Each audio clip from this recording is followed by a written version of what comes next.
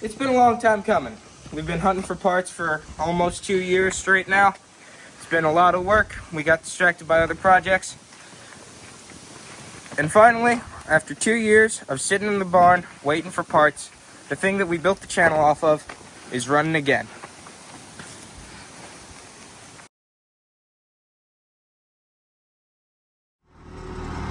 We got the parts Ford ahead that we got for the transmission. We got the hot rod Ford in the middle with the blown up motor.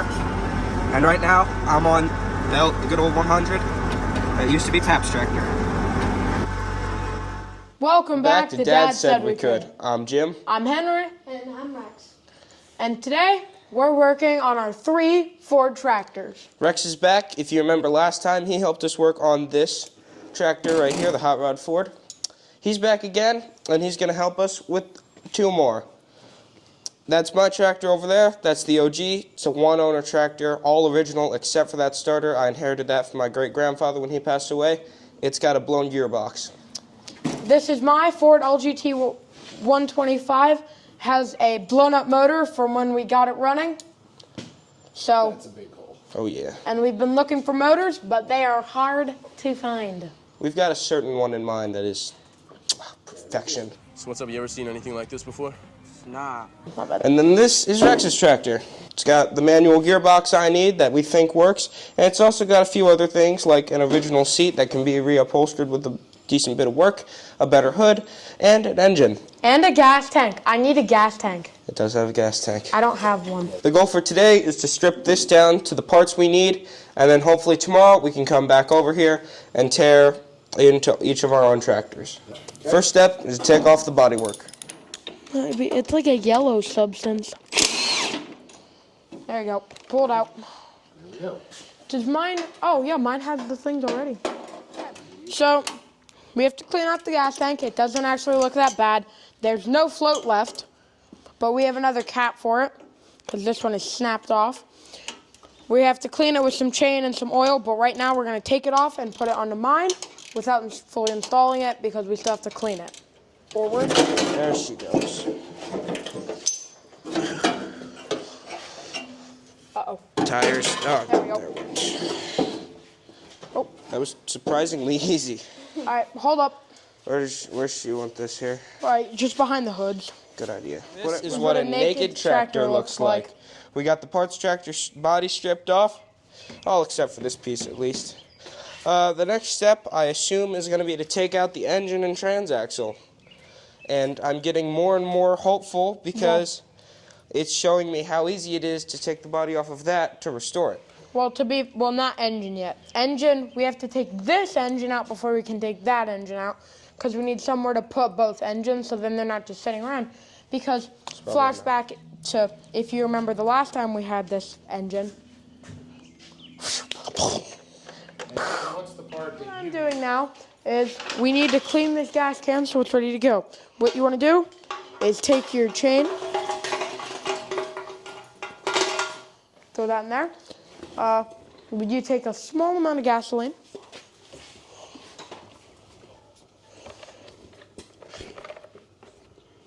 Small amount. And then basically, the gasoline is a lubricant for the chain.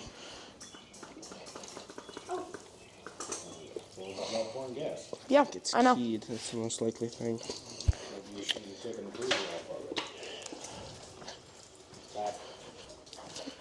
Oh, it's coming out the intake. Yeah. A little bit of gas. No, because the thing is open on the other end. So we're leaking from the other side. So turn it off. Where is it leaking? There's a hole in this tank. Oh, no. Take the tank outside behind the shed. This is not good. No. Oh, and it's rusty too. My sad story of the gas tank is we thought we would have a good gas tank that we could finally use, and we wouldn't have to use our bench tank that leaked. And then I poured gas in it, and I spilled some. And we thought, oh, it's just gas dripping off as I poured some in. No, there was a good 9mm bullet-sized hole in there, straight up and under. Poured it in, and there's just rusty gas just flowing straight out, and I'm like, Okay, so we're making good progress. Jim's getting his rear end gear. Hey. And I am disconnecting the strap to get to the part that attaches to the engine.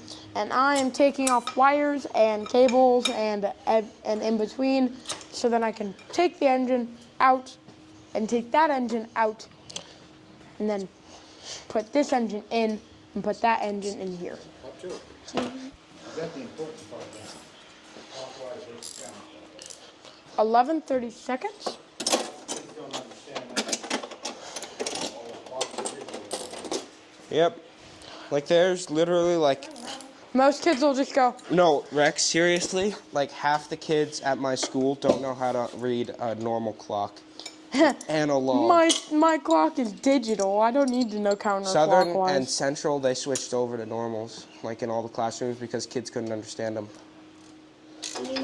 I was watching Old Dad Said We Could videos this morning because I was bored. So I'm remembering stuff. You were watching yourself. I want to go back and build and You get that got cab to be joking. and build like the Hobbs. What? Yeah. But I want to go back and get that cab that like everyone, like me and Anna, loved. I will build this thing from the ground up. I'm glad you're optimistic. So I want to get it and build like a Hobbs and Shaw style trophy truck. No, quit giving me that face. Jim, I gave Dad that face. All right, back on another day, working on old Blue here. I tore rear transaxle out a few months ago, put in a new one from the parts Ford. That thing was rusty as heck. Put the new one in.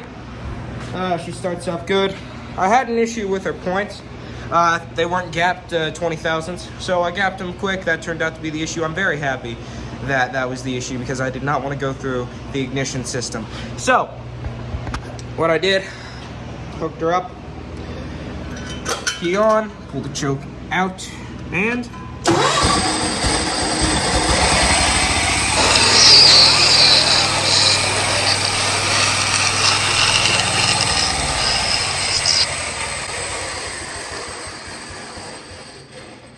as you can see, I need to put some gear lube in something. However, I'm not sure what yet, and I don't know how. So, I'm gonna read my handy dandy user's manual here. And I'll get back to you. All right, I moved her out from her spot right there. Now what I'm gonna do, I'll pop the hood on real quick just because I'm tired of looking at her naked.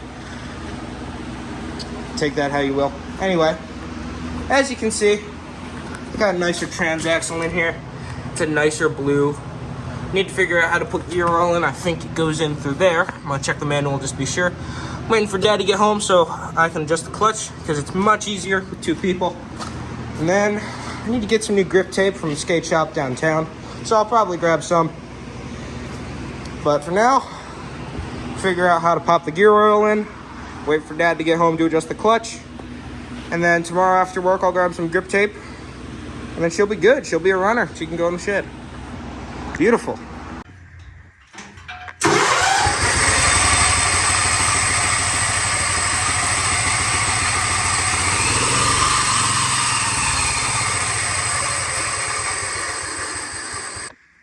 Ladies and gentlemen, you join us at a very sad time here in the garage. We've come to the conclusion that the issue was never the rear transaxle, which I spent multiple days swapping in and taking off and being annoyed by. I'm going to make this way harder than it needs to be. It's not the issue. The issue is the 90-degree flip gearbox right here underneath the shift knob. I'm stupid, you're smart. I was wrong, you were right. You're the best, I'm the worst. You're very good looking, I'm not attractive. All right. As long as you're willing to admit that. Now. Good news is we have a spare. Yep, that's the good news. And That's it. also you put rib nuts in that panel there so it's a little more secure and easier to take in and out. Yeah. Actually, you might be able to get through it just by that. That's what I'm wondering a little bit. The good news is I know what I need to take off the parts LGT. And the good news is we have a parts LGT. The bad news is we haven't seemed to figure out why it was parked yet and is a parts LGT. All right, work for tomorrow. Yep. Today I'm going to be taking that 90-degree flip gearbox out of this 19-something or other Ford LGT 100. It's been picked to pieces. The engine was crap. We didn't even try to get it running. This is one of 3 we have. That one, which has no engine because I blowed it up, and we're trying to find a Ford Tanis V4 for it.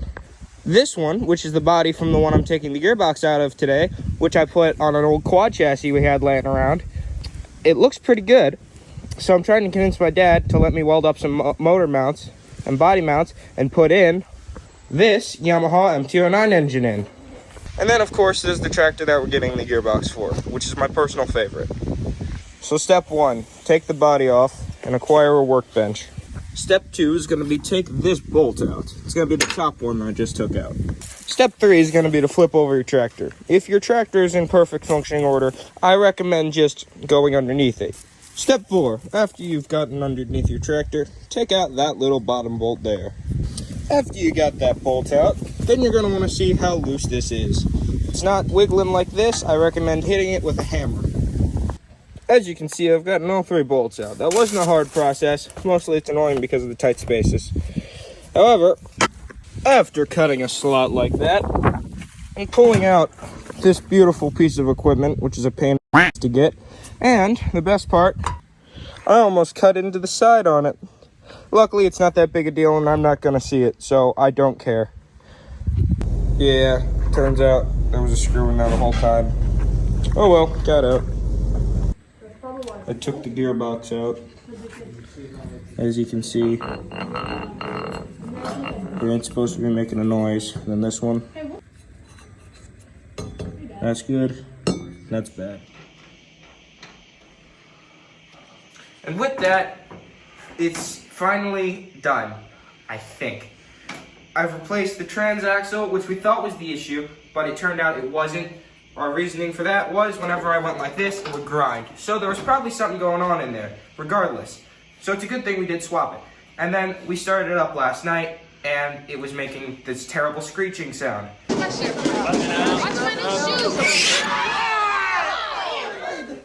I have this funny problem with my ears. I don't like a lot of noise, so maybe you could do it quietly. Thank you so much. Anyway, we figured out that the problem last night was the gearbox. That was what was making the terrible screeching sound that we all hated. So I went up to the parts for it, which luckily we hadn't scrapped yet, and I pulled the gearbox off of that. Pretty easy. Just annoying to figure out how it works because the rag joints are attached somewhat strange, but we figured it out. Got that swapped today, regardless. Took a bit of time just because I was figuring it out on the way. Henry was a massive amount of help today. Yes, big shout out to Henry. All right, anyway, we've got the transaxle, we got the gearbox, clutch and brake pedal should be adjusted. We got the tractor running pretty good. So now it's the very stressful part of seeing if it actually works.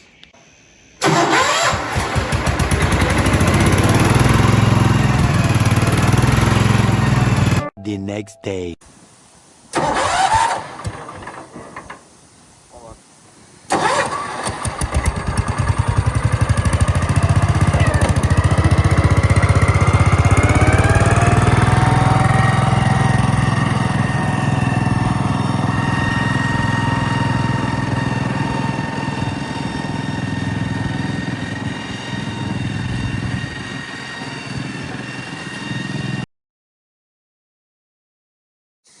And after 2 years of waiting, Old Blue is back out working again.